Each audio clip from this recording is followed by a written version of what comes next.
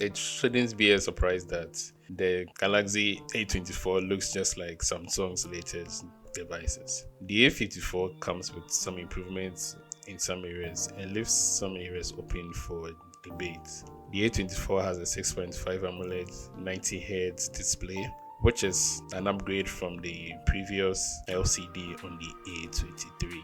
The A24 starts at 2,700 Ghana cedis for the 4 GB variant and 3,000 for the 6 GB variant.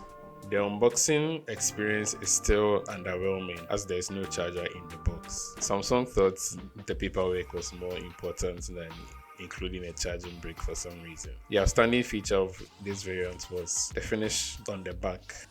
It has a silver glossy finish, which changes colors depending on how the light hits the back. However, most people won't like it because it attracts a lot of fingerprints. So you would have to hide the highlight of this device with a phone case. The back is designed just like the S series with the triple camera setup, which we'll look into that later. It definitely looks good from the back, but I can't say the same for the front. It has a U-shaped notch which makes it look cheap and has a broad chin and very big bezels. Not very big, but they're big. I personally do not like the U-shaped notch, but you do have an AMOLED display at 1080 pixels and 1000 nits of peak brightness. Underneath the A24, you have the headphone jack, a USB-C, and a single firing speaker. Unfortunately, the A24 doesn't come with stereo speakers. It has a side-mounted fingerprint scanner along with the volume rockers. The fingerprint scanner feels cheap and then it makes this weird sound when you press it. It doesn't sound very good.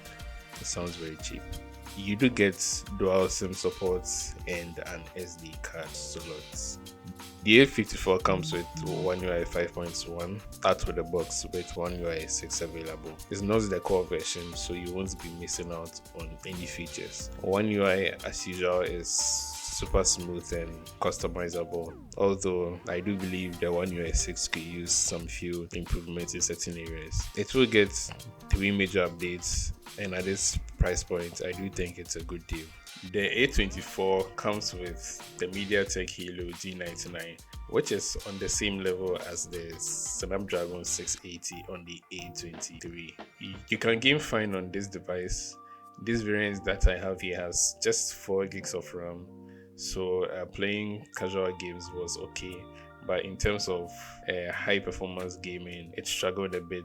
If you do want to have a better gaming experience, you should opt for the 6 GB version. The A54 comes with a 5000 mAh battery that will last you a day or two with low to medium use. It does support 25-watt charging, but sadly you don't get the charger in the box. In the camera department, we have the same specifications on the A53, except we do not get a depth sensor.